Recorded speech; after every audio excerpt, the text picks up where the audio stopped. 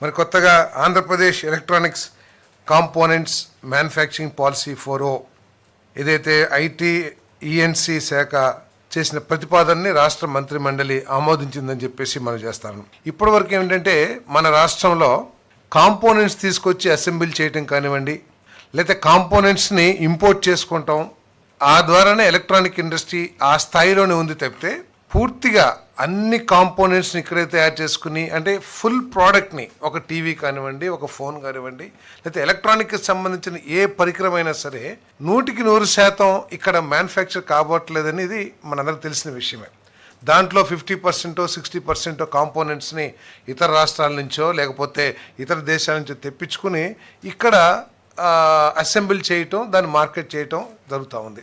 ఈ పాలసీ ద్వారా ఈ ఎలక్ట్రానిక్ ఇండస్ట్రీని అభివృద్ధి చేయాలనేది ఈ పాలసీ యొక్క లక్ష్యం అని చెప్పేసి మనం చేస్తాను నేను. ఈ పాలసీ లేకపోవటం మూలంగా కేంద్ర ప్రభుత్వం ఈ ఎలక్ట్రానిక్ ఇండస్ట్రీస్కి కేటాయించిన ఇన్సెంటివ్స్ని కానివ్వండి, లేకపోతే నిధులు కానివ్వండి డ్రా చేయటానికి మన రాష్ట్రానికి తగు అవకాశాలు లేకపోయినాయి అని చెప్పేసి కూడా ఈ సందర్భంగా మనం చేస్తాను. ఇక్కడ ఎలక్ట్రానిక్ పాలసీని తీసుకొచ్చి గుజరాత్, ఉత్తరప్రదేశ్, తమిళనాడు చాలా లబ్ధి పొందడం కూడా జరిగింది.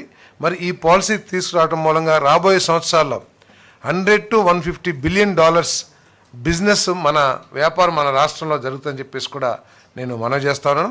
ఈ పాలసీని తీసుకురావడం ద్వారా ఇప్పటికే చాలామంది ఈ ఎలక్ట్రానిక్ మ్యానుఫ్యాక్చర్ తయారీదారులు అయితే ఎవరైతే ఉంటారో వారందరూ కూడా ఇక్కడ ఇన్వెస్ట్మెంట్ పెడతానికి మరి చాలా ఉత్సాహం చూపిస్తారని చెప్పేసి కూడా నేను మనవి చేస్తాను.